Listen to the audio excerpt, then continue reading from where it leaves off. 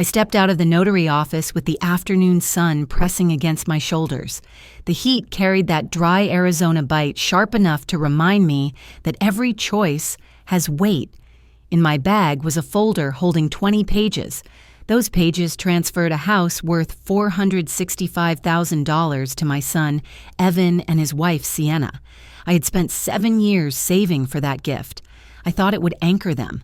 I thought it would anchor all of us. The parking lot shimmered with light.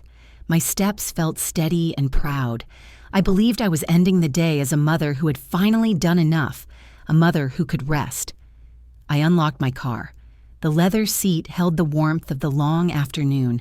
When I pulled onto the road, an old country song played on the radio, something about family and promises. I let it run. I wanted to feel peaceful.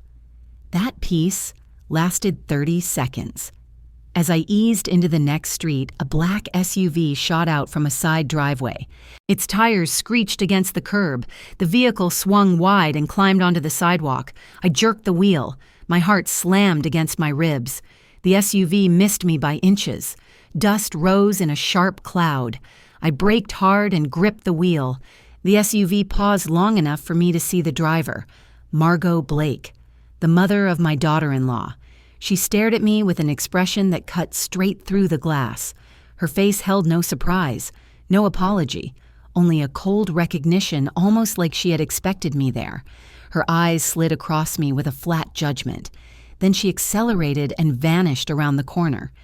I sat still for a moment. My pulse hammered in my wrists. The road returned to silence, but that silence no longer felt safe. I breathed out slowly. I pushed a shaking hand across my forehead. Then I continued driving. On the way home, my thoughts drifted to Evan. He used to wave at me from the school gate with both arms. He used to run full speed toward me when he saw my car. Life had softened those edges, or maybe life had taken them. I could never tell. I pulled into my driveway. The sky had shifted into a warmer shade of gold. I parked, turned off the engine, and sat still for a brief second. My house stood quiet. Too quiet. I expected comfort. Instead, something tightened in my chest, a pressure I could not name. My phone buzzed before I opened the door. I glanced at the screen. Evan. A small smile touched my lips. I thought he might be thanking me. He had asked for nothing. He had shown no entitlement. I wanted to believe that this house would ease the weight on his life. I tapped the screen and read the message. Mom, I know you bought us a house, but my mother-in-law said you are forbidden from Thanksgiving this year. Each word landed with a sting. Forbidden. The word echoed inside me like a locked door slamming shut. My breath stilled. I felt the air thicken around me. At 62, I had learned to brace for disappointment. But this was different. This pierced the part of me that had built a life around giving. I read the message again.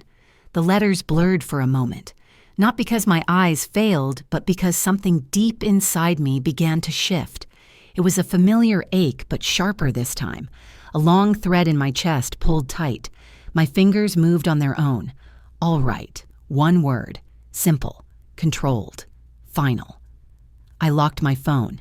My hand trembled as I placed it on my lap. The world outside the window kept moving. A neighbor walked a dog. A child kicked a ball across the street. But inside the car, the stillness pressed against me like a memory I had tried to ignore for years. I stepped out and closed the door behind me. The sound echoed across the driveway. Something inside me echoed with it. A soft crack, a split that had been forming for a long time. I walked toward my front porch. Each step felt heavier. By the time I reached the door, I could sense the truth rising inside me. A truth I had avoided for too long. Evan had not written that message. Not truly. The voice behind those words belonged to someone else. Someone who always needed to dominate the room. Someone who drove an SUV like a weapon and stared at me as if I were an obstacle. Margot. I entered the house and set my bag on the kitchen table. The late sunlight stretched across the counter. The warmth should have comforted me. It did not. My hands found the drawer under the stove. I pulled it open and reached inside. My fingers brushed old wooden edges. I lifted out a weathered leather notebook. The cover had faded with time. The corners curled like leaves. I had carried it through decades. I had filled its pages with details life did not allow me to forget. This was my ledger, my map of the past, my witness. The smell of old paper rose from it. I placed the notebook on the table and rested my fingers on its surface. This object held the quiet truth of my life. The things said, the things unsaid, the debts paid in silence, the sacrifices that no one saw, the moments when love cost more than expected. A small knot pulled tight beneath my ribs, the kind that warned me something long ignored was finally rising. I set the folder of house documents beside the notebook. The two objects sat there together, one symbolizing years of devotion, the other symbolizing the price of that devotion. I pulled out a chair and sat. The kitchen hummed with a soft refrigerator buzz. Outside, a car passed slowly down the street. I listened to the fading sound. It matched the slow fade inside my own heart. The phone sat on the table, the screen still dark. I stared at it. I thought about typing more, asking for an explanation, asking if he meant it, asking if he thought I deserved it. But I did not type anything. Instead, I let the silence answer me. A stillness spread through me like dust finally settling after years of being stirred. A clarity that had slept for years and finally woke. That message had not just excluded me from a dinner. It had revealed the truth about what my place had become. I closed the notebook with a firm motion. The sound felt like a promise. I stood. I turned off the light. The room dimmed with the setting sun. I whispered a sentence to myself, a sentence that carried a calm I had not felt in years. This changes everything. And it did, because that was the moment I realized I would never let anyone take advantage of me again. The next morning, sunlight crept across my kitchen floor. It touched the leather notebook I had left open from the night before. The pages curled slightly from age. I sat down still in my robe, a cup of coffee cooling beside me. I pulled the notebook closer. My hands rested on it the way one might hold an old photograph. I opened to the section marked by a folded receipt.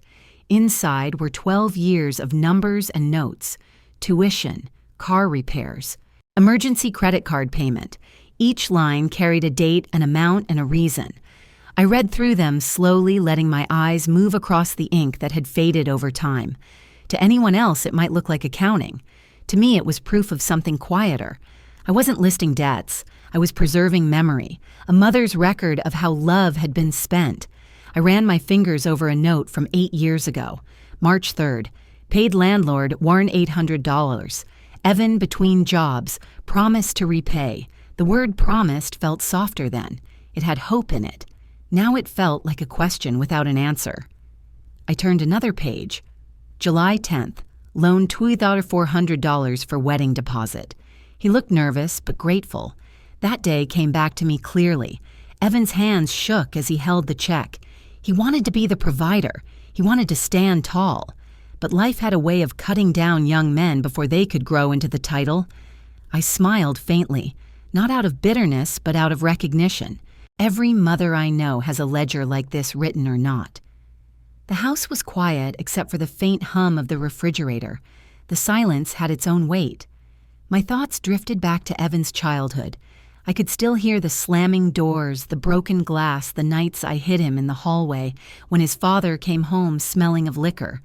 His father, Calvin, used to shout that the world owed him something. The only thing it ever paid him was loneliness.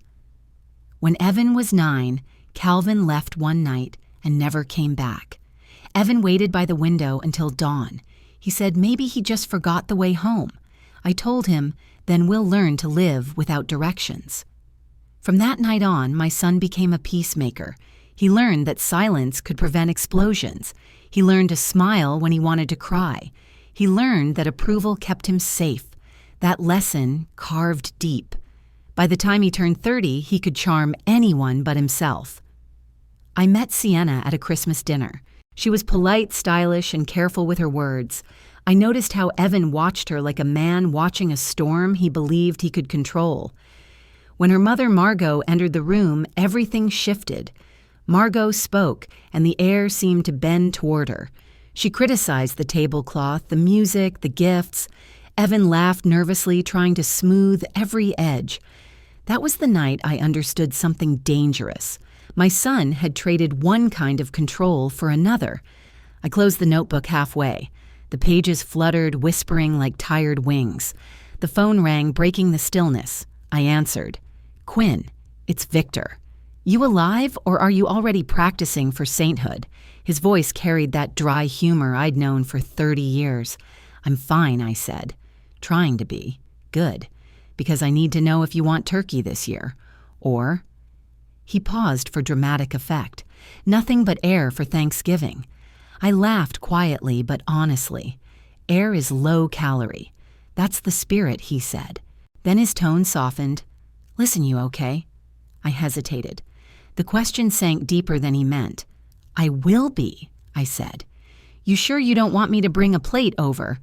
My sister made that sweet potato thing again, the one that could stop wars. I smiled. "Maybe next time, Vic." "All right," he said. "But if I find you eating cereal on Thanksgiving, I'm calling the papers." When the call ended, the laughter faded into quiet again. But it helped. His humor always built a small bridge over the ache. I looked back at the notebook. I had documented 12 years of helping Evan stand on his own. But the truth was, I had never let him truly stand. Every check I wrote, every bill I paid, was a silent message that said, "You can't do it without me." And he had believed it. I rubbed my thumb along the spine of the notebook. The leather had worn smooth over time, polished by my own touch. There was one final entry dated just a week ago, October 12th. Down payment for Evan's house. $465,000. Gift. The ink was still dark. My handwriting was steady. I had written it the morning before I signed the papers. I remember thinking it was the happiest line I'd ever added. Now, looking at it again, it felt like the closing of a circle of giving without boundaries. I leaned back in the chair. The ceiling fan turned slowly above me. A part of me wanted to rip out that page. Another part wanted to keep it as evidence of who I had been. Outside, a truck rolled past. Its tires hummed against the pavement. The sound reminded me of late nights driving Evan home from soccer practice. He would fall asleep in the passenger seat, the streetlights flashing across his face. I used to whisper, "You're safe now." I meant it then. But maybe safety had turned into a cage neither of us saw. I opened the notebook again and wrote a single sentence under the last line. The lesson isn't about love. It's about limits. The words steadied me. I closed the notebook, pressing the cover with both hands. I could almost feel my heartbeat through the leather. The object carried years of proof, yet it also held the beginning of something new. When I stood up, the morning light caught the gold edges of the pages. It glowed softly, as if the book itself understood. I carried it to the shelf near the window. I placed it upright between two photo frames, one of Evan as a child, one of him on his wedding day. They looked like two different lives belonging to the same man. I whispered to the space between them. I raised a good heart. He just lost his compass. The room stayed silent, but it felt like an answer. I turned off the coffee maker, straightened the chair, and picked up my phone. There were no new messages. The same old one still glared back from last night's screen. I didn't delete it. I just turned the phone face down. Then I looked again at the sunlight sliding across the floor. Somewhere between giving and losing a mother learns when to stop reaching. And that morning, I began to learn. The day after I closed the notebook, I decided to stop guessing and start watching. If my son had lost his compass, I needed to know who was holding the magnet. Her name was Margot Blake. I had met her 3 times before everything fell apart. Each time left a mark. Margot was 58. Once she owned a small luxury spa in Chandler. At least that was how she described it. Exclusive, she used to say with her chin tilted slightly up. The truth was less impressive. Her business records, which I looked up later, showed late payments and constant discounts. Luxury does not usually come with buy one, get one. She carried herself like someone walking a red carpet no one else could see. Her clothes were always one trend behind, but loud enough to demand attention. Bold prints, too much perfume, high heels at a barbecue. The first time I saw her, she examined my living room like an inspector. "Cozy," she said. The pause after the word did more damage than the word itself. Evan laughed nervously and offered her more wine. Sienna watched her mother the way some people watch weather reports, careful, tense, always calculating the next storm. After the spa closed, Margot moved in with Evan and Sienna. At first, she called it a temporary transition.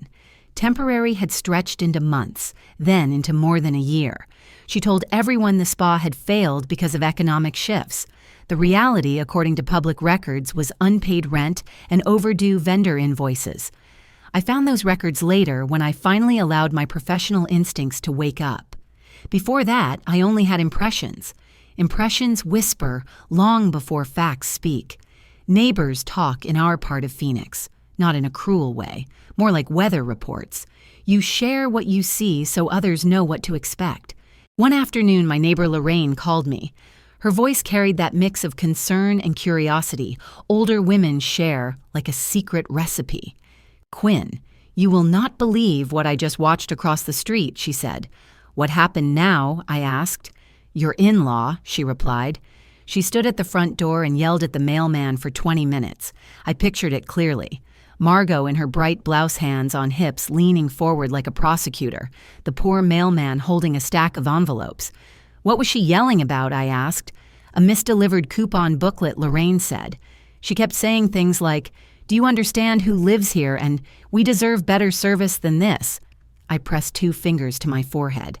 "Over coupons," I said. "Over coupons," Lorraine repeated. She would not let him leave. I almost called the police, but he finally escaped. I thanked her and hung up. The story did not surprise me. It simply slid into a growing pile of small observations. Margot argued with restaurant hosts over wait times. She sent back dishes not because they were bad, but because they were not centered on the plate. She corrected people's grammar in casual conversation, often incorrectly. Victor had his own opinion. He saw her once at a neighborhood potluck. She arrived late, brought nothing, and criticized everything. When she finally left, Victor sat beside me on the porch and shook his head. "Margot does not walk into a place," he said. "She attacks it." I laughed because it was true and because the truth hurt. People like her never simply enter a room. They invade. For a long time, I told myself her behavior was just personality. Loud, dramatic, annoying, but harmless. Sienna would roll her eyes sometimes. Evan would smooth things over. But after the message about Thanksgiving, I started to see a pattern. I knew what emotional control looked like. I had lived with it once already. One memory kept returning. A small one, almost nothing at the time. 6 months before I bought the house, Evan invited me for brunch at their condo. Margot sat at the head of the table like she owned the property. She asked questions that were not really questions. "Quinn, how much did you get when you retired from the state job?" she said. Her tone was light. Her eyes were not. "Enough to last," I replied. "Must be nice," she said. "You could really help set these two up for life." Evan shifted in his chair. "Mom already helps a lot," he said. Margot smiled, but her jaw tightened. "Helping is what family is for," she said. "Besides, money does no good sitting in an account." At the time, I brushed it off as pushy, annoying, not dangerous. It took another story to change my mind. One evening, a man named Harold stopped me outside the grocery store. He lived 3 streets over. We had spoken before mostly about weather and sports. "Quinn, you are related to that Blake woman, right?" he asked. I felt my shoulders rise slightly. "By marriage," I said. "Why?" He glanced around as if checking for witnesses. "Has she ever tried to get money from you?" he said. The question landed heavy. A quiet alarm bell rang inside me. I kept my voice calm. "Why do you ask, Harold?" "She came to my door last year," he said. "She said she knew I had just sold my business. He looked down at his hands. She told me she had an opportunity, said she could turn 10,000 into 40 within a year. Did you give it to her? I asked. No, he said. I told her I would think about it. Then I checked court records. She had 3 small claims against her from spa suppliers. My stomach tightened. That matched what I had seen, the same story told from another angle. How did she take your refusal? I asked. Badly, he said. She called me small-minded, said I did not support female entrepreneurs. Then she stopped waving when she walked past my house. He laughed once shortly. But she still looks at my driveway, he added, like she is measuring it. I thanked him and walked to my car. The air felt different, sharper. On the drive home, I thought about the brunch, about Margot asking detailed questions about my retirement, about her pushing the idea that my money should circulate. They were not random comments. They were probes, testing fences, looking for weak spots. At my kitchen table that night, I opened my laptop. Old habits returned the ones I used as a financial inspector. I searched court databases for Margot's name. The cases appeared on the screen. Vendor disputes, unpaid lease, a bounced check to a marketing firm. Each case told the same story. Overpromise, underdeliver, blame the world when the bill arrived. I closed the laptop and leaned back. The ceiling above me felt lower. Margot had a pattern. She targeted people with resources and soft hearts, people who wanted peace more than confrontation. Harold had escaped by checking the records. My son had not checked anything. He only checked with his fear of disappointing others. As that realization settled, my anger shifted. It cooled. It narrowed. I was not just dealing with a rude in-law, I was dealing with someone who saw my son as a resource. That night, I sat at the table with my leather notebook and my cooling tea. One page listed 12 years of my giving. The laptop beside it displayed years of her taking. I looked at the 2 sets of facts and felt the first real chill of something serious. This was no longer about a single dinner. This was a pattern, and I had spent my life learning how to read patterns. Thanksgiving morning arrived with a sky that looked painted. Soft blue, thin clouds, air cool enough to remind my joints how old they were. I stood at the kitchen counter buttering a single slice of toast, 1 plate, 1 mug, no turkey thawing in the sink, no pie cooling on the stove. For 10 years, my Thanksgiving morning had followed the same script. I would pack a casserole. I would grab a sweater. Evan would pull up in front of my house and honk twice. He called it the official mom pickup. I pretended to complain. Secretly, I loved it. This year, the driveway stayed empty. The only sound was the distant whine of a leaf blower 2 houses down. I ate my toast standing up. Not because I was in a rush. There was nowhere to go.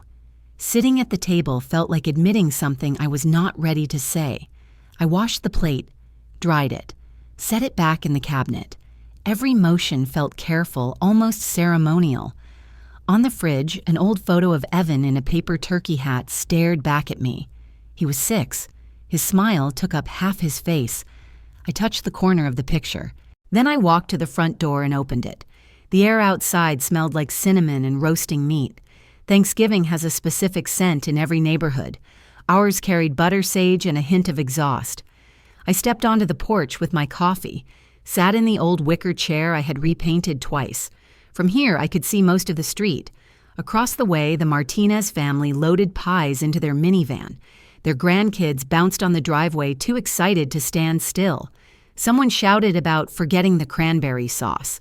Someone laughed and went back inside. Next door, a teenager wrestled a foil-covered pan into the trunk of a sedan. His mother leaned out the door. "Use both hands," she yelled. "You drop that you are eating salad for dinner." I smiled despite the ache in my chest. This was the soundtrack of the day. Years had taught me that. Clinking dishes, car doors slamming, engines starting. Usually my own engine joined the chorus. Today my car sat silent in the driveway hood, gathering a thin layer of dust. I wrapped both hands around my mug. The warmth seeped into my fingers. Inside the house felt too quiet. Out here the world felt too full. I heard the familiar creak of a gate. Lorraine's gate. She shuffled down her walkway in her usual cardigan and slippers. A glass casserole dish rested in the crook of her arm, aluminum foil crinkled across the top. "Morning, Quinn," she called. Her voice carried across the lawn with its usual mix of cheer and concern. "Morning, Lorraine," I answered. I tried to sound normal. I was not sure what normal sounded like anymore. She reached the sidewalk and stopped squinting up at me. "You heading out later?" she asked. "Evan not here yet?" I swallowed. The question brushed against a bruise that was still fresh. "Not this year," I said. "I am staying in." Her eyes drifted to my empty driveway. I could see the history in her face. She had watched the pattern as closely as I had lived it. "Evan did not pick you up," she said. "That boy always comes for you, every single Thanksgiving." The words hit harder than she knew. They were not an accusation. They were an echo of how things were supposed to be.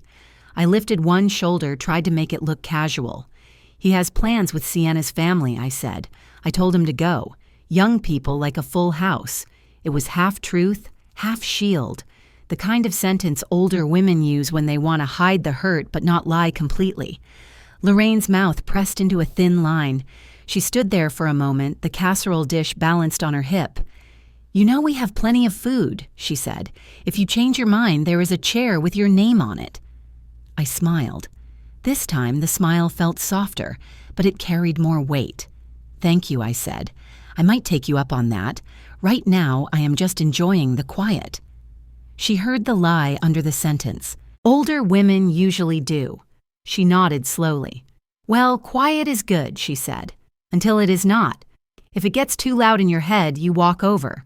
No need to call." "I will," I said. She started walking again, then paused and turned back. "For what it is worth," she added, "a son who forgets his mother on Thanksgiving is not the one who should be proud. Remember that." My throat tightened. I could not trust my voice, so I just nodded. She gave me a long look, the kind that says, more than words. Then she shuffled away, cardigan swinging slightly with each step. I watched her until she disappeared into her daughter's house. The door closed behind her. Laughter drifted out before the seal completed. The street grew quieter as the day moved forward. Cars left one by one until the cul-de-sac felt hollow. A few inflatable turkeys bobbed on lawns, nodding in the slight breeze. I sat on the porch longer than I needed to. The coffee went cold. My hands went still. A delivery truck rolled past, slowly, driver scanning house numbers. For one strange second, I imagined him stopping in front of Evan's new house with a package labeled "Respect." Then I reminded myself that real life does not deliver that on your doorstep. The sun shifted. Shadows stretched across the street. The air cooled. I stood up slowly. My knees complained the way they always did. Age has its own language. I stepped back into the house and closed the front door gently. The click sounded louder than usual. Final, almost. Inside the living room was dim. I reached over and turned on the small lamp beside the couch. Its yellow light filled only a small circle, but it felt kinder than the overhead glare. On the coffee table lay a small object I had placed there the night before. A key ring. 2 silver keys. Brand new.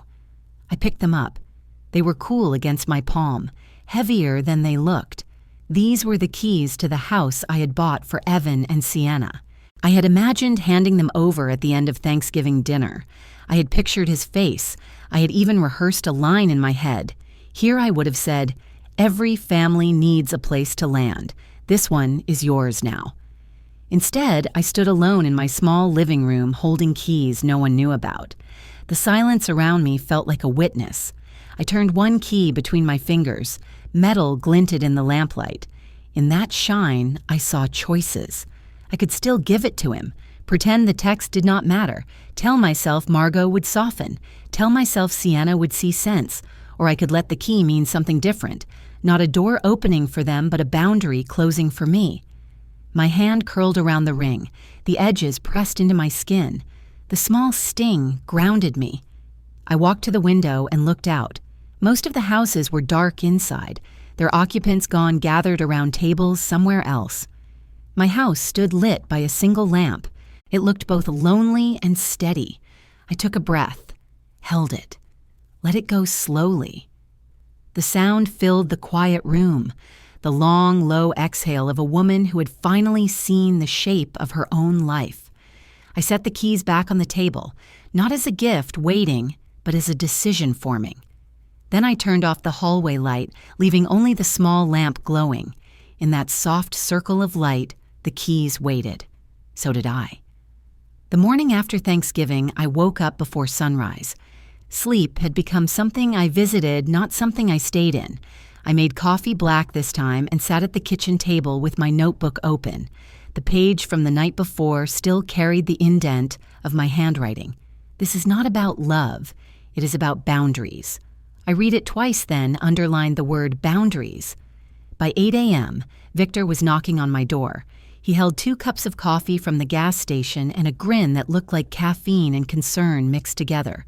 "You look like you didn't sleep," he said, handing me the extra cup. "I didn't," I replied. "We have work to do." He raised an eyebrow. "Please tell me this isn't about baking or yoga." "It's about Margot Blake," I said. The grin faded. "Then I'm in." Victor had retired from the Postal Service after 30 years. He knew everyone's address, most people's secrets, and how to find information without anyone noticing. We started with public records. Phoenix County had an online portal boring to most gold to the curious. Within an hour, Victor leaned back and whistled. "Look at this," he said, tilting the screen toward me. "Debt $48,000, 2 lawsuits in the past 5 years, 3 evictions. He tapped one line with his finger. "This one is interesting, filed by a furniture store. Apparently, she rented high-end pieces, never paid, and vanished before collection." I felt my pulse slow, not quicken. It was the calm that comes right before you start connecting the dots. "She plays rich until the bill arrives," I said. "Exactly," Victor replied. "And when it does, she finds someone else to pay it." He scrolled further down the page. One entry made him laugh out loud. "Look here. In 2020, she registered herself as a financial consultant." I blinked. "She what?" He nodded, reading aloud. "Margot Blake Consulting, LLC, specializing in wealth management and investment strategy." He grinned. "You can't make this up." "Apparently, she can," I said. We met Officer Delgado that afternoon. He was an old friend of Victor's stationed at the local precinct. He looked tired but kind, the sort of man who had seen too many small lies turn into big disasters. "I can't pull anything confidential," he said, stirring his coffee. "But I can confirm what's public. She's been evicted 3 times. Filed 1 police report claiming theft of luxury handbags, but the insurance company denied her claim. They suspected the bags never existed." He paused, half smiling.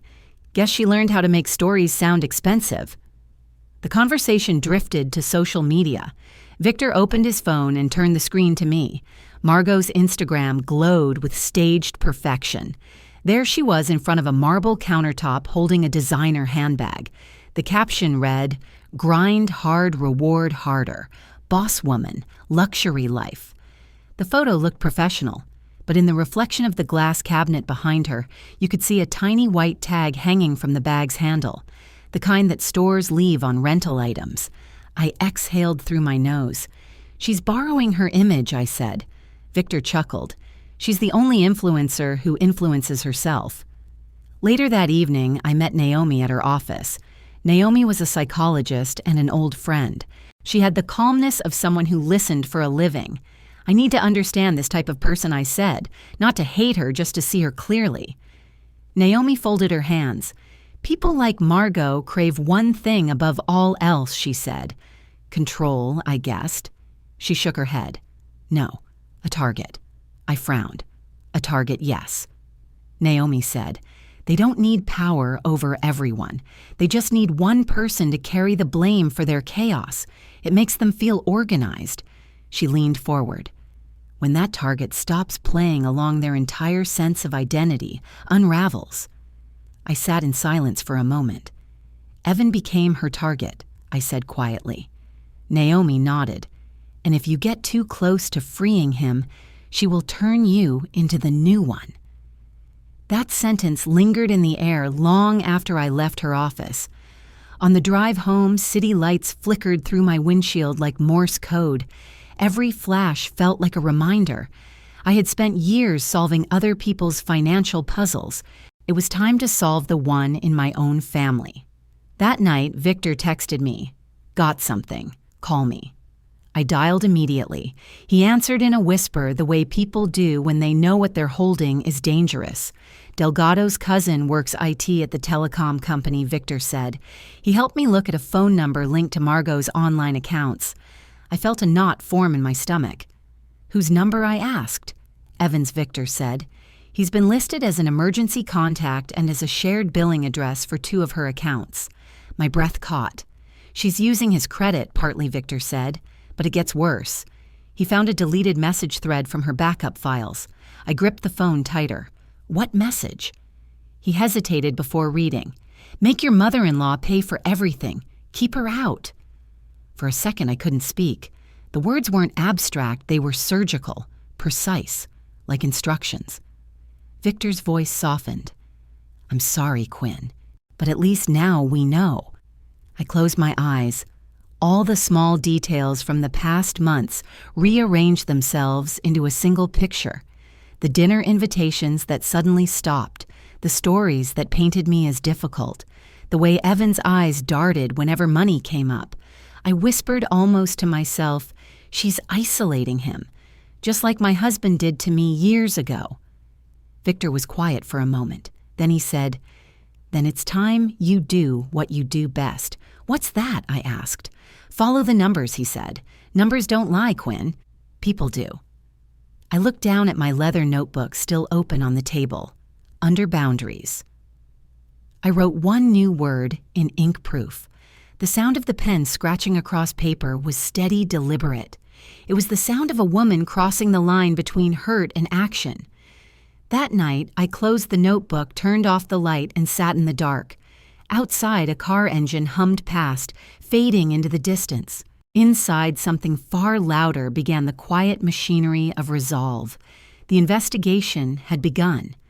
The day after Victor read me the message, I pulled out the house folder. Paper still smelled faintly of the notary's office and someone else's perfume. I laid everything on the dining table: deed, purchase contract, disclosures, closing statement. The packet sat on the table like a crime scene, each document lying there as if waiting to be questioned. I read every line this time, not as a proud mother, as an auditor. There it was on page 7, a paragraph I had skimmed before too busy feeling generous. Transfer of title shall be completed after 30 days. Donor reserves right to revoke in case of material change in circumstances. 30 days. I counted them twice on my calendar. I still had 19 left. The words "material change in circumstances" pressed against my ribs. Last time I signed these papers, I heard music. This time I heard gears turning. I took a pen and circled the clause. Hard. Ink dug slightly into the paper. Then I picked up my phone.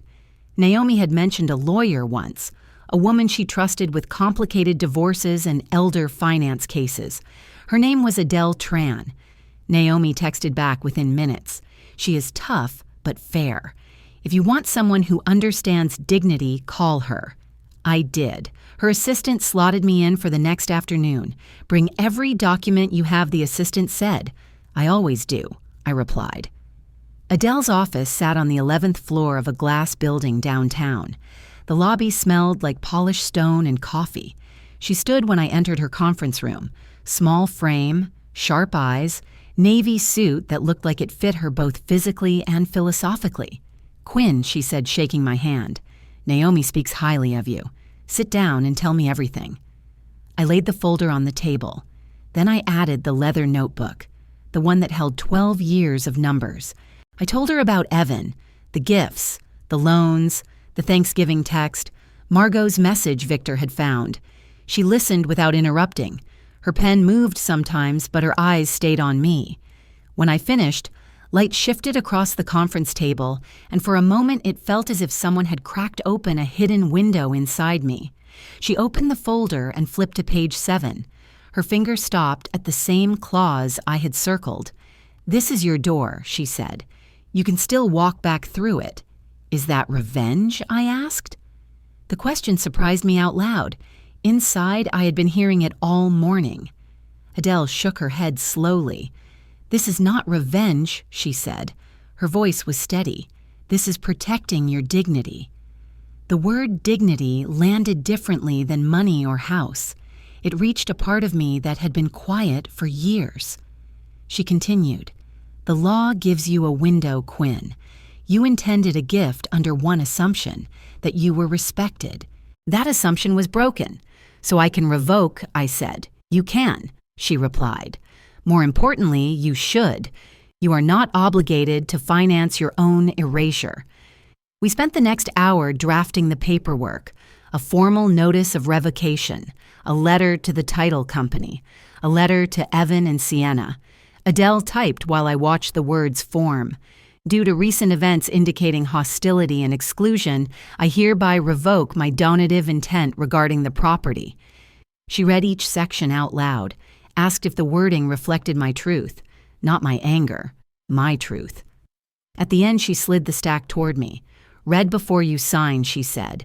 "Do not sign anything you have not really seen. I read every line." Twice. Then I picked up the pen. Same signature as the day I bought the house.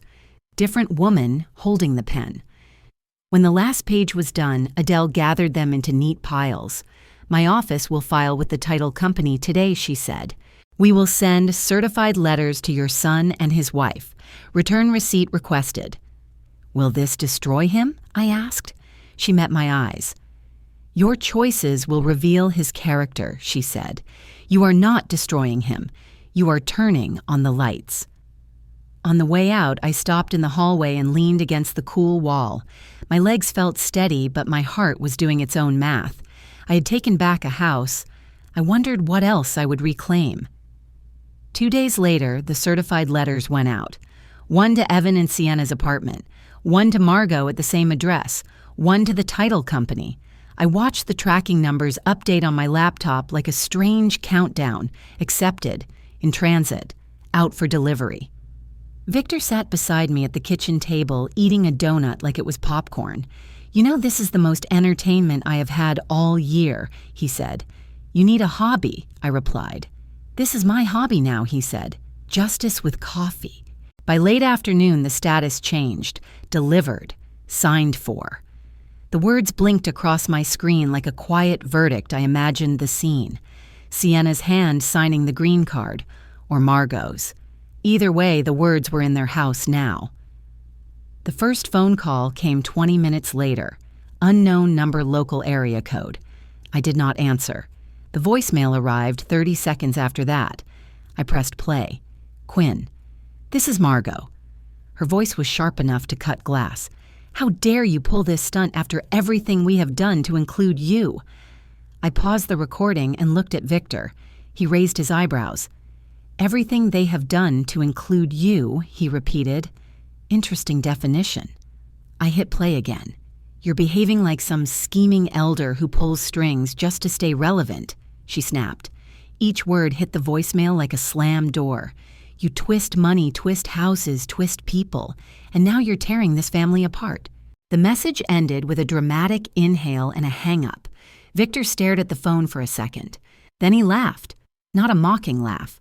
The kind that comes when irony is too big to ignore. "What is funny?" I asked. He wiped his eyes. "Margot accusing you of manipulation," he said, "is like a fish accusing the ocean of being wet." I could not help it. I laughed too. The sound felt strange and good at the same time. "She really said manipulative elder," he added. "I might put that on a t-shirt for you." When the laughter faded, a quieter feeling remained. Not guilt, not satisfaction, something like alignment. I forwarded the voicemail to Adele with a brief note. "Evidence of reaction. For your file." She replied within the hour. "Keep everything. Voicemails, texts, screenshots. They all paint a picture." Evan finally called that evening. This time I answered. "Mom, what is going on?" His voice sounded tight, strained. "You received the letter," I said.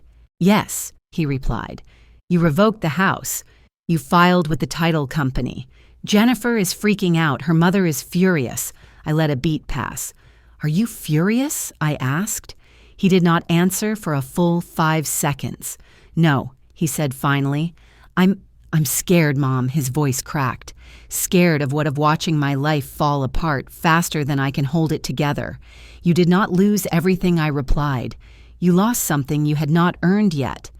He breathed heavily into the phone. Margot says you are trying to control us. She says this is emotional blackmail. Margot sees control wherever gratitude is required, I said. I just wish you had talked to me first, he said.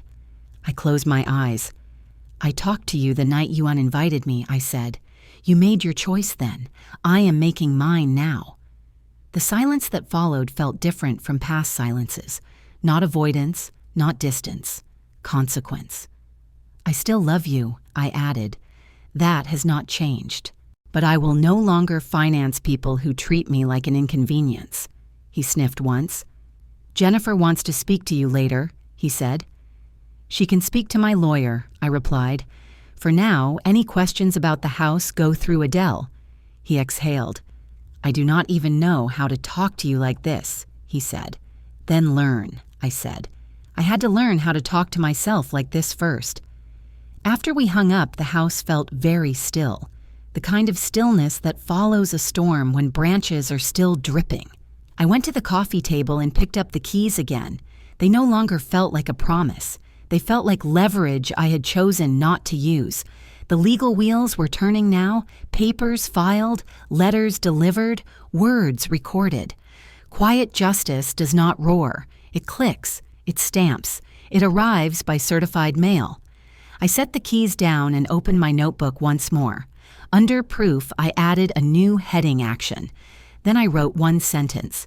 Today I didn't just take back a house, I took back the part of myself that stopped asking to be treated with dignity. So did the fear. The consequences started quietly. Real consequences always do. They do not arrive with thunder. They arrive with paperwork. 3 days after the certified letters were delivered, I got a text from Evan. Short, uneven, almost panicked. Mom. The move-in date got canceled. The title company says the transfer is frozen. I read it twice. Then I typed back, you received the letter. The window is still open. The revocation stands. He did not answer. An hour later, Victor called me. His breath came fast and uneven the way it does when someone rushes to answer a doorbell they wish they could ignore. Quinn, step outside, he said. You need to see this. I walked to the porch. Victor pointed down the street with 2 fingers. Evan's landlord stood in the driveway of the apartment complex across the way. He had a clipboard in one hand and a tense jaw. Sienna was arguing with him. Her voice carried all the way down the street. Sharp, high, desperate. You said we would get our deposit back, she shouted. You said it would roll into our new place. The landlord shook his head. Not when the move is canceled. The contract changes. There's a penalty. Evan stood behind her shoulders, sinking lower with every word. He kept rubbing the back of his neck, a childhood habit from when he felt trapped. The landlord pointed at the contract. I warned you about deadlines, he said. This is not my fault. Sienna kicked a pebble so hard it bounced onto the street. She looked like someone who had been living on borrowed convenience for too long. Victor whispered beside me. This is what happens when the reality bill arrives. I swallowed. Consequences were never fun to watch, especially when they touch someone you loved. But reality has its own schedule, and it had finally caught up. 2 days later, the neighborhood got its biggest piece of entertainment since last year's Halloween parade. A tow truck rolled down the cul-de-sac, bright orange, loud engine, hazard lights blinking like judgment. It stopped right in front of Evan and Sienna's unit. The driver hopped out and checked his clipboard. He knocked on their door. Firm, professional. Sienna opened it. She wore sunglasses even though it was cloudy. Old trick. Hide panic with tinted glass. The driver's voice was calm. Ma'am, the payment on the 2021 SUV is 62 days past due. The lender has authorized repossession. I watched from my porch, my mug warm in my hands. Sienna's reaction was instant: shock, then denial, then rage. "You cannot take my car," she yelled. "My husband works." The driver shrugged politely. "There have been no payments since August," he said. "We notified you 3 times. Evan stepped outside behind her. He looked pale. "Mom." "They are taking it," he muttered from a distance. Not blaming, just acknowledging. The driver hooked the SUV to the lift. The metal clamps locked with a sound that made the entire street flinch. As the truck started pulling away, I noticed something. 3 neighbors stood on their driveways pretending to check mail. One watered her plants, even though the hose was not connected. They watched everything. Community reaction. It spreads faster than sunlight. Lorraine called me an hour later. Her voice was quiet but honest. "You saw the car?" she asked. "I did," I said. "Quinn," she whispered, "this is going to travel. People talk. They always do when the masks fall." I thanked her for checking on me. She did not say more. She did not need to. Later that afternoon, I drove out for groceries. When I returned, a black sedan was parked outside Evan's place. 2 men in business jackets stood on the walkway holding folders. They rang the doorbell. Margot answered. Even from my car, I could see her face tighten. The taller man spoke first. "Ms. Blake, we are here regarding the unpaid balance on your spa equipment." Her hand flew to her chest. "I told you I was disputing that," she snapped. The second man opened his folder. "Ma'am, the dispute was denied. This is a final notice." Her voice rose. "This is harassment. I am calling the police." She slammed the door so hard it shook the windows. The men exchanged a look, then tucked the papers under the doormat. They left without a word. 3 neighbors watched again. People love a show, especially when tickets are free. By evening, the fallout reached another place, digital space. Victor sent me a screenshot from a neighborhood chat group. A woman named Denise wrote, "Margot asked to borrow $500 from me last year. Said she needed it temporarily. Never paid it back." Another comment followed, then another, and another. One of Margot's closest friends wrote, "I'm removing her from our group, not because of the money, because of the lies." Victor called me right after. "Quinn, she is getting kicked out of her social circle," he said. "This is the real earthquake. People like her survive everything except exposure." That night, I sat on my couch with the lamp on low. I watched shadows stretch across the rug. The house felt steady, calm, but my heart felt divided. One part relieved, one part grieving. Evan called close to midnight. His voice was thin. "Mom, everything is falling apart." "I know," I said. "I am sorry you are living through it." "I don't know what to do," he whispered. "They are calling about the SUV. We lost the deposit. Margot is fighting with her creditors.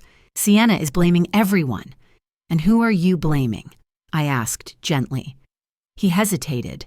Long, painful, real. I think I am starting to blame myself," he said, "for letting this get so far." I closed my eyes. "Reality is not here to punish you," I said. "It is here to wake you up." He sniffed. "Are you angry at me?" "I was hurt," I said. "But hurt does not stay forever. It changes shape." Silence stretched between us. Not cold, not hostile, just honest. "I miss you," he said quietly. "I'm still here," I replied. "You know where to find me." After we hung up, I sat alone with the quiet. Not the quiet of abandonment, the quiet of a page turning. Consequences had arrived in waves, not violent but firm, like the tide reclaiming what had drifted too far. And standing in the middle of it all, I realized something simple and sharp. Justice does not always roar. Sometimes it whispers. Sometimes it knocks on doors. Sometimes it drives a tow truck. But it always comes. I thought the storm had passed, but storms do not end with silence. Sometimes they end with confession. It happened on a Sunday afternoon. I was folding laundry when my phone buzzed. A message from Sienna. "Can we talk? No punctuation." Just 3 words that carried a different tone, not defensive, not demanding, fragile. I stared at the screen for a long moment before typing back, "Yes." Come by." Half an hour later, her white sedan pulled up outside. Not the SUV that had been towed away. A smaller, older car with a dented bumper. She stood at my gate, hands clasped, shoulders slightly hunched. When I opened the door, she whispered, "Thank you for seeing me." Her voice trembled. Not the kind of tremble that comes from fear of me. The kind that comes from exhaustion from holding something too heavy for too long. We sat at the kitchen table, the same one where I had once written her wedding check. For a while, neither of us spoke. The clock ticked between us. Finally, she said, "You need to know something about my mother." Her fingers twisted the edge of her sleeve. "She wasn't always like this," she began. "She had charm, warmth. She could make a stranger feel like family in 10 minutes. But when she felt ignored, she changed." I nodded, waiting. Sienna's eyes glistened. "When I was 16, she took out a loan under my name," she said. "I didn't find out until college. She said it was for our future." She laughed softly, a humorless sound. When I confronted her, she told me, "If you don't follow me, I'll disappear forever." And she meant it. She packed a bag that night and drove off. I found her 2 days later at a motel, empty bottles on the floor. Her lips quivered. She used the same threat every time I tried to break free.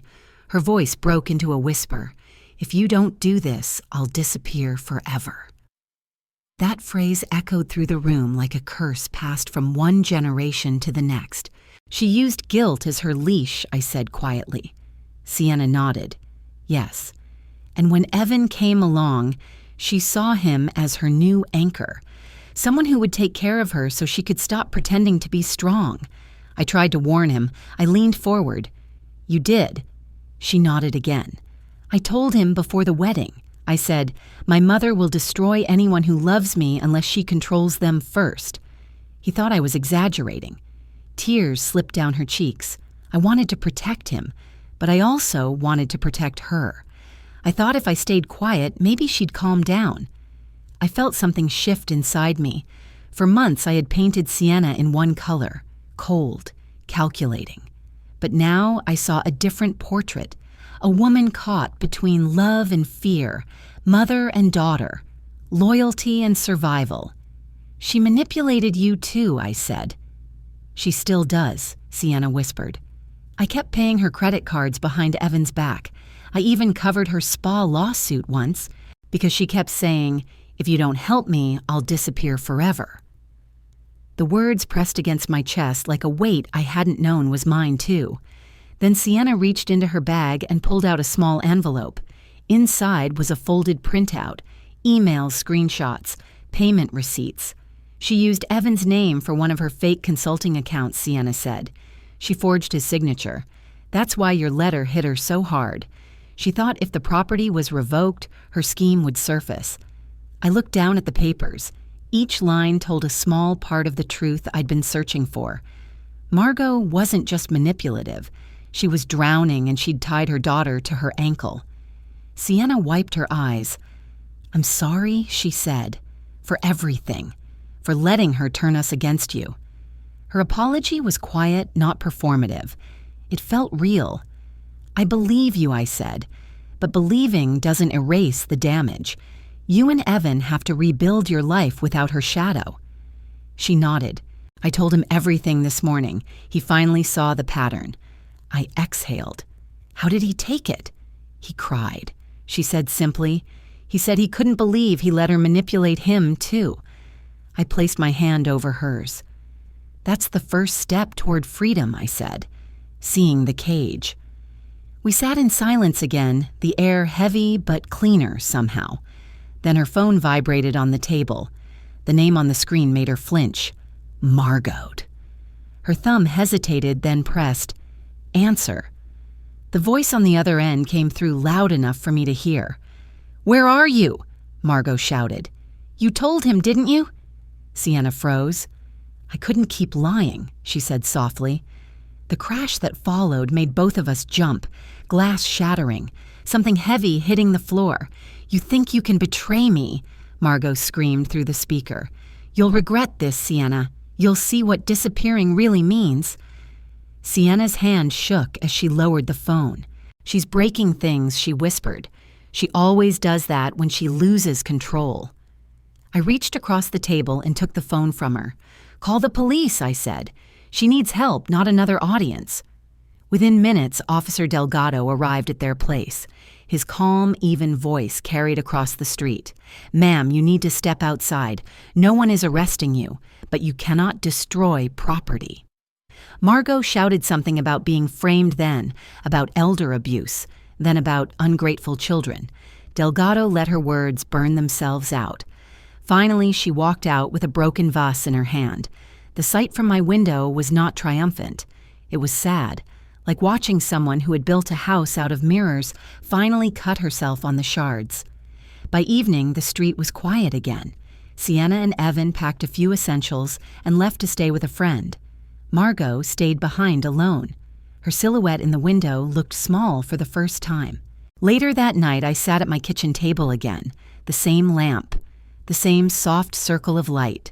Only now the air felt different, less bitter, more human. I opened my notebook and wrote one line beneath the last entry. "Not every villain begins that way. Some are born from fear that no one will stay." Sienna's secret had not erased the harm, but it had turned judgment into understanding. And for the first time, the story was not about good and evil. It was about how love, when twisted by fear, becomes something unrecognizable. When I closed the notebook, I felt a quiet ache in my chest, not grief, not anger, compassion, the kind that comes only after you see the full picture. After Margot left, the neighborhood grew quieter, not silent, just less sharp around the edges. Days stretched in a strange calm, no tow trucks, no creditors at their door, no dramatic phone calls at midnight. But inside, something was still moving, shifting, rearranging itself. Evan texted me 3 days later. "Can I come over tonight?" I replied, "Yes." 7 p.m. I spent the afternoon doing small things, wiping the counters, straightening the bookshelves, pointless tasks that comfort people who have lived through chaos. At 6:58, there was a knock. He did not ring the bell. He knocked like a child who once lived here. I opened the door. His eyes were already wet. "Come in," I said. He stepped over the threshold, then stopped. He looked around the living room like he was seeing it for the first time. "This house always smelled like cinnamon," he said softly. I do not know why I forgot that. We sat. I stayed in my usual chair. He stood in the middle of the rug, hands shaking. "Mom, I need to say this on my feet," he said. "If I sit down, I will try to make it smaller." His voice trembled on the last word. I nodded once. "Go ahead," I said. He drew in a breath like a diver. "I am sorry," he said. The words came out raw. No decoration. "I am sorry I let anyone speak about you the way Margot did," he continued. "I am sorry I let texts and money and pressure stand between us." His shoulders began to shake. He dropped to his knees on the rug. "Evan," I said, leaning forward, "you do not have to kneel." "Yes, I do," he said. "This is not about theater. This is about where I put you in my life." He pressed his hands to his face. His voice broke open. "I spent my whole life terrified of making people upset," he said. "I watched Dad explode when he drank. I watched you cry in the kitchen after fights." He lowered his hands and looked up at me. "I decided being good meant keeping the peace at any cost," he said. "At school, at work, with Sienna, with Margot." His eyes filled again. "I thought avoiding people's anger was love," he said. "I thought saying yes to everything made me loyal. All I really did was abandon myself." He swallowed hard, and when I uninvited you from Thanksgiving, he whispered, "I did the worst thing. I abandoned you too." Tears slid down his cheeks.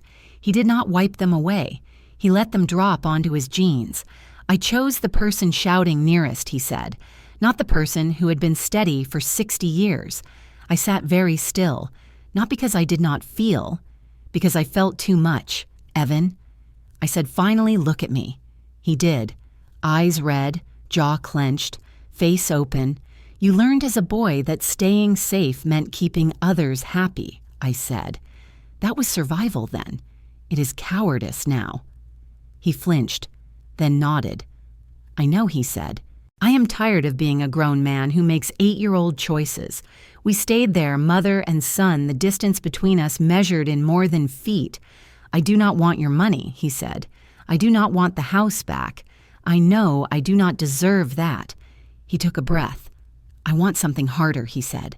I want to earn a relationship, not inherit it. Those words hit somewhere deep in my chest, not as flattery, as commitment. Before I answered, I thought of Naomi, her office, her calm voice. I had seen her the day before. I told her about Margot leaving, about Sienna's confession, about my own anger cooling into something else. Naomi had listened without interrupting. Then she said, Quinn, you need to separate guilt from love. She leaned forward, elbows on her desk. Guilt is not love, she said, her voice firm. Fear is not loyalty. They feel intense, but they are not the same. I must have looked confused. She continued, people like Evan grow up thinking that if they feel guilty, it means they care, she said. So they chase the feeling, not the truth. She tapped her pen once. Healthy love can cause guilt sometimes, she said, but guilt is not the proof of love. It is only information. You get to decide what to do with it. I carried that sentence home like a stone in my pocket, heavy, grounding. Now with Evan on his knees in my living room, I reached into my own pocket. I did not pull out a stone. I pulled out the leather notebook. I set it on the coffee table slowly. You know what this is? I said. He nodded. The ledger of everything you did for me, he said, the one I pretended not to see. I opened it to the early pages. The handwriting was smaller here, the ink lighter. School shoes, I read. $30 when your father drank away the rent money. Dentist bill after you fell off your bike, I continued. Extra food during the summer when the cafeteria was closed. I turned another page. You never owed me for these, I said quietly. You were a child. I was your mother. That is not a debt. That is a job. He wiped his face again. So why did you write them down? He asked. Because I was afraid of losing my mind, I said. Your father told me I imagined everything. The notebook reminded me I did not. I ran my hand over the thin paper. These pages kept me from believing I was crazy, I said. But they do not need to keep you in chains. Before he could answer, I pinched 3 pages between my fingers, the pages that held childhood numbers, the ink from those years compressed into fragile weight. Then, without ceremony, I tore them out. The sound was sharp in the quiet room. Evan's eyes widened. Mom, what are you doing? He asked. I am releasing you from anything you think you owed me as a boy, I said. I choose to remember those years as a mother's duty, not a list of favors. I folded the pages once, twice. Then I walked to the kitchen trash bin and dropped them in. The sound was small. The meaning was not. When I returned, Evan was still kneeling. His shoulders looked lighter. But I am not tearing out everything I said. I flipped to the more recent pages. The car loan, the credit cards, the furniture, the house. These are not about childhood, I said. These are about choices you made as an adult. I closed the notebook and set my palm on its cover. These pages stay, I said, not as weapons, as reminders of boundaries. He nodded slowly. Does that mean you will punish me with them? He asked. No, I said. It means I will not pretend they never happened. Pretending is what got us here. He exhaled a long, shaky breath. So where does that leave us? He whispered. I looked at him on the rug. My son. A grown man finally meeting his own reflection. It leaves us at a door, I said. Not the door to this house. That one is still open. I tapped my chest once. A door here, I said. A door of boundaries. He frowned slightly. I do not understand, he said. It means I love you, I said. Fully. That will not change. But you do not get automatic access to my time, my money, or my peace. I leaned forward. You will not be allowed to treat me like a tool ever again, I continued. To walk through this door now, you must knock with respect, not entitlement." He nodded slowly. The words sank in like water into dry ground. "I can do that," he said. "I want to do that." He looked up at me again. "Mom, I do not expect you to just believe me," he said. "I want to earn a relationship, not inherit it." The sentence felt like a key, held out, not demanded. I extended my hand toward him. "Then start by standing up," I said. "We talk mother to son now, not queen to subject." He took my hand and rose from the floor. His knees cracked slightly, age catching up at last. We stood there for a moment, facing each other at eye level. "No decisions tonight," I said. "Just this. You told the truth. You knelt. You got up. You asked to earn." He swallowed. "Is that enough for now?" he asked. For tonight, I said yes. I walked him to the door. The porch light flicked on automatically. As he stepped outside, he turned back. "Thank you for tearing those pages," he said, "and for keeping the others." I smiled, not wide, but real. "Thank you for finally reading them with me," I replied. He walked down the path toward the street.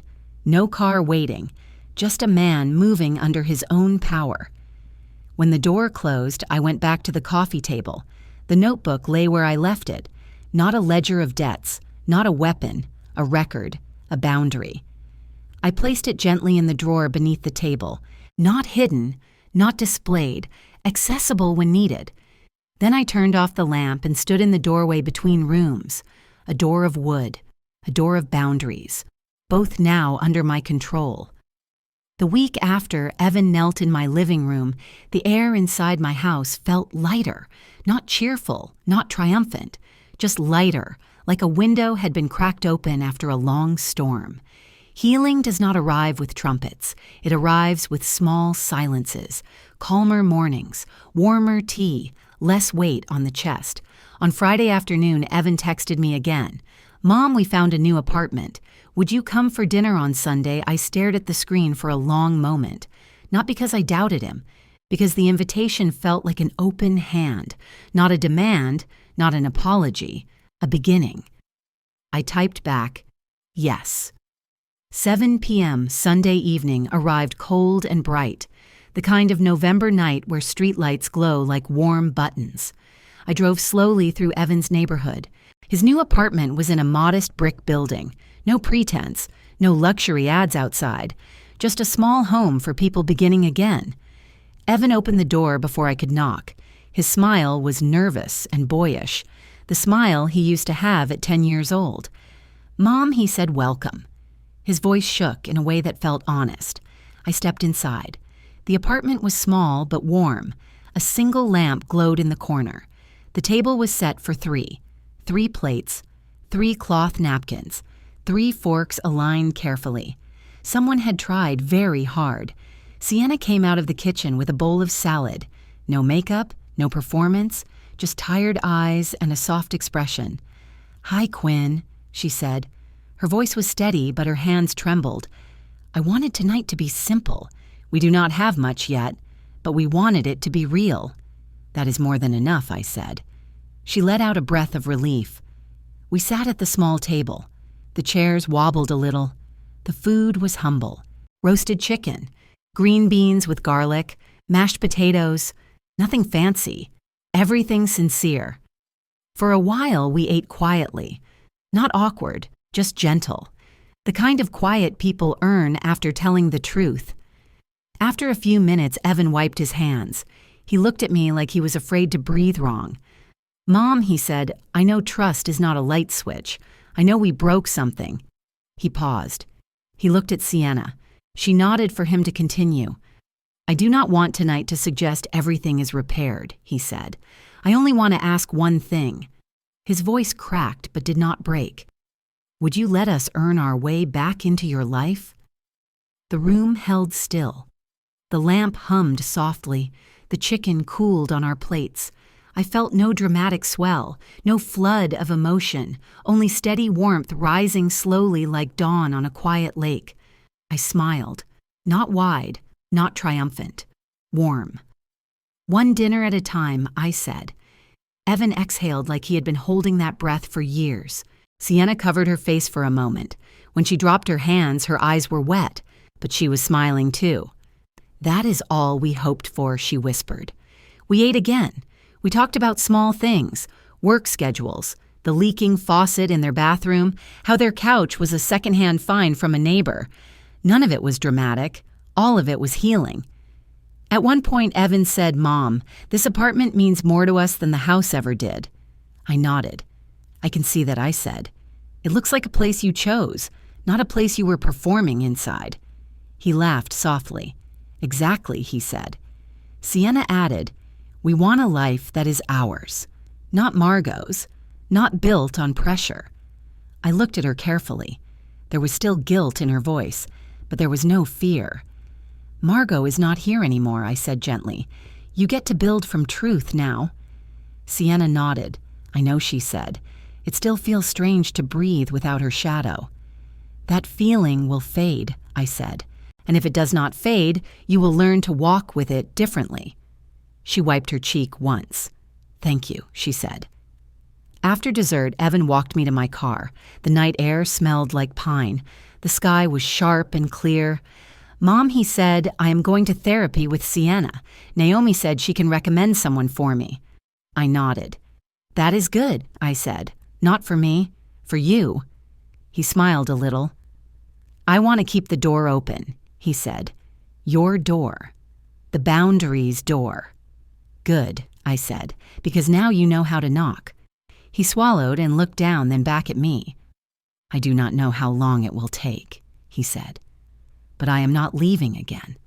I placed my hand on his arm. "Go slow," I said. "Go steady." He hugged me. Not tight, not desperate, just steady. Then I got in my car and drove through the quiet night. My cabin waited for me on the hill. The porch light glowed softly in the cold air. The wind brushed through the trees. The world felt held in a quiet, careful peace. I climbed the 3 wooden steps. The boards creaked beneath my feet. Not old, just honest. I sat on the small bench near the door, the same place where I drank tea on difficult mornings, the same place where I breathed after my heart broke. Tonight, the cold felt gentle, like a reminder rather than a warning. I reached into my coat pocket and pulled out the leather journal, the one with torn pages and saved pages, the one that had carried decades of truth. I opened it slowly. The last page weighted clean and ready. With a steady hand, I wrote, "Forgiveness is not forgetting. It is choosing what deserves a place in your future." I looked at the words. Simple. Precise. True. I closed the journal and held it against my chest. The wind shifted softly. The trees whispered in the dark. The cabin stood warm behind me. Healing does not roar. It settles. It returns. It rebuilds quietly. One dinner at a time. One boundary held. One future chosen. I stood up, opened the cabin door, and stepped inside. The screen faded to black. Soft music rose. A new beginning had already started. Thank you for staying with me until the end of this story. If this journey touched something in your heart, then I hope you carry one message with you. Healing does not arrive in a single moment. It arrives in small choices, clear boundaries, quiet courage, and the belief that dignity is worth protecting at every age. If you have ever been pushed aside by the people you love, remember this. You are allowed to step back. You are allowed to rebuild. You are allowed to choose peace that honors your worth. I left a question for you in the pinned comment. I would love to hear your voice. Your story matters. Your experience matters. And I read every word you share. If you want more healing narratives and quiet justice stories, make sure you subscribe. It helps this channel grow and reach others who might need these moments of courage and clarity. Thank you for spending your time with me today. Take care of yourself, and remember, you deserve respect, kindness, and a future chosen by you.